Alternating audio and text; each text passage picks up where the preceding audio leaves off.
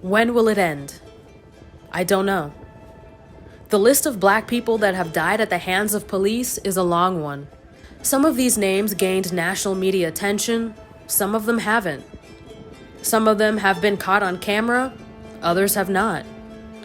But the issue of Black Lives Matter, for me, and probably my generation, starts before Breonna Taylor and George Floyd.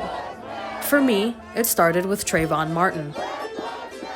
I'll never forget when Trayvon Martin died.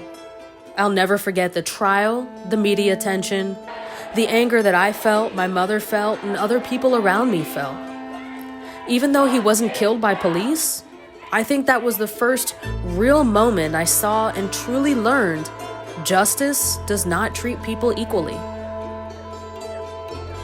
Identity can be complicated, and when you have a mixed background and are a first-generation child of immigrants, it adds more layers to that complexity, because how society and other people view you, the way they label you, might not correlate with your experiences. Colorism, anti-Blackness, racism within the Latino community doesn't stop with hair or bettering the race. These are the most visible issues within the community, but it goes much deeper than that. It took me 26 years to call myself an Afro-Latina. I used to struggle with my identity a lot.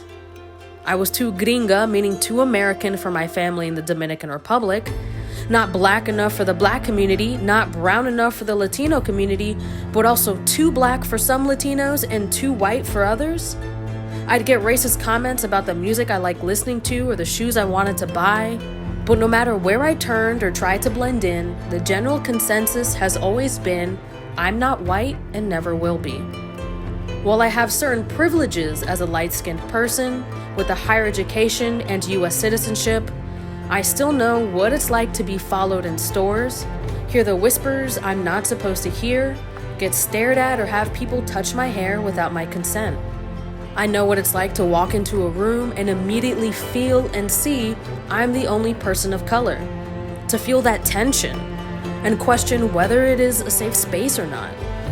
I've seen people question the relationship between my mother and I. I've seen other Black people yell profanities and racist words at my mother. I've seen her be purposely excluded and people try to diminish her simply because of the color of her skin. There's always been an understanding that no matter how light or dark I might be, my mom looks one way and I another. But if this were still the Jim Crow era, we'd both be sitting in the back of the bus. I'm coming, but I know a change. Identity is complicated. It takes time to learn why adults would tell us and teach us certain things, and it takes time to realize some of the things that weren't said out loud were racist too. It can take even longer to dismantle what we've learned, to educate ourselves and move forward. I grew up aware that I'm Black, that my family is Black, but also disconnected from that Blackness. It wasn't until I became an adult that I started to realize how much of the racism and colorism I had internalized. And while in many cases, actions toward my mother and I were truly out of malice, in others, it was by people like us. People who internalized these same practices and used them as a way to protect themselves. But as Professor Del Moral points out in the first video, racist people don't stop and ask questions. They simply see color or certain features. When those kinds of people have power or authority, what happens next can be the difference between life and death or freedom and jail. For all lives to matter, Black lives have to matter. And the actions of many in our communities, our governments, and the groups that are supposed to represent, protect, and help us show otherwise.